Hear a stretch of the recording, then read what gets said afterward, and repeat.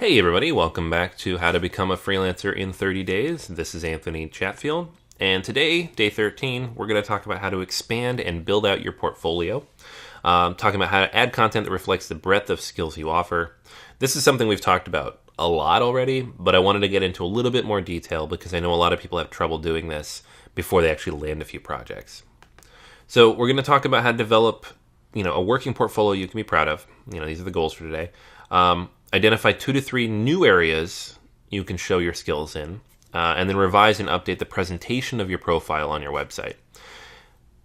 Finally, what are you least comfortable doing in the field you represent, and then how can you address it? That's a very important factor that a lot of people avoid, but we can actually make a benefit for you with your portfolio.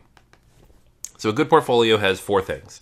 It's got at least 5 items in it, regardless of how many skills you're or services you're offering. At least 5, just to fill it out.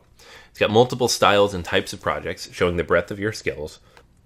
It's got highly polished content, so everything's formatted the same and within best practices for this type of project. So you don't have different fonts or different layouts or different PDF styles. Everything's the same. And then it's all representative of your style and work methods and the types of projects you want to work on. So you're not showing examples of work you don't actually want to get, just because it's really good. So here's an example of a very early portfolio that I did for my Seattle freelance site, way back in my freelancing days. You can go there, you can see a lot of the different kind of content I wrote. This is the first portfolio I put up online. I think it has 4 different types of content on it. So there's articles and press releases and ebooks. And it mostly covers topics like dog training, which was one I really liked working in. It's a very easy topic for me to write about and very enjoyable and very ethically sound. And then video game writing, because as a recent college graduate, writing about World of Warcraft was very cool to me. So I would frequently look for those projects.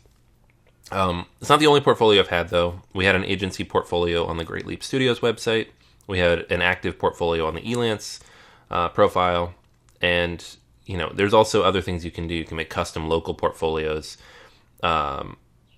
Or you can make it available to upload upon request per topic. It really depends on what people want.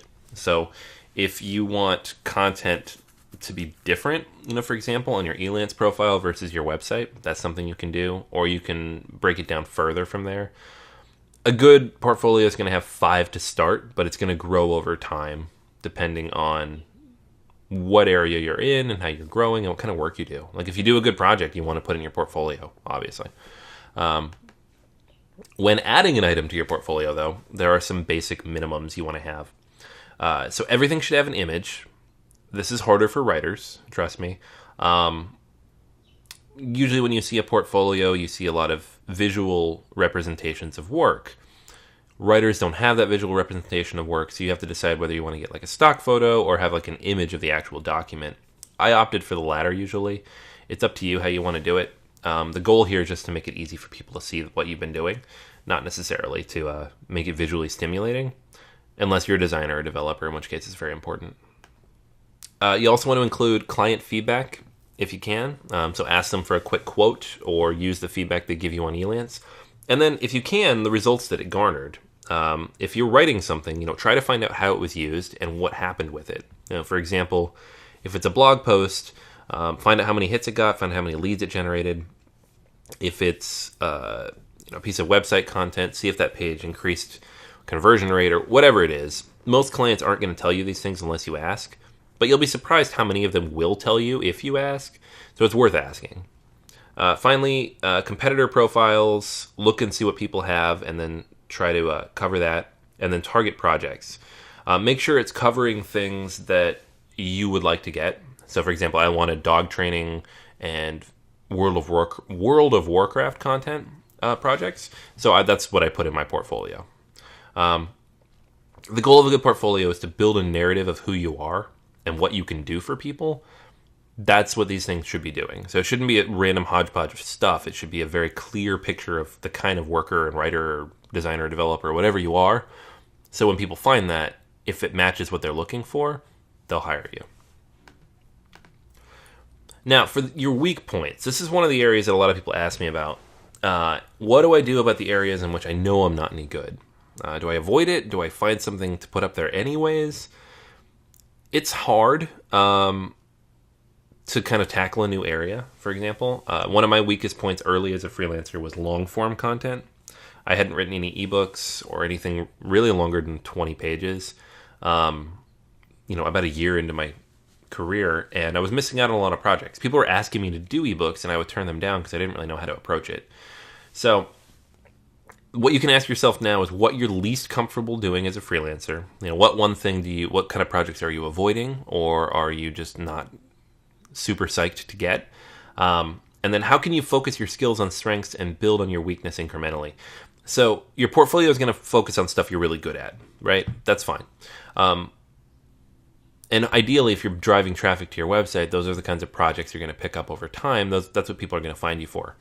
In the meantime, to build on your weak points, you can go actively looking for projects. When you bid on stuff, or go write a proposal or pitch something on Craigslist or wherever it is, you can look for the types of projects you are not comfortable doing and just offer a competitive rate as an opportunity to learn more. This is one of the easiest ways to build out your portfolio.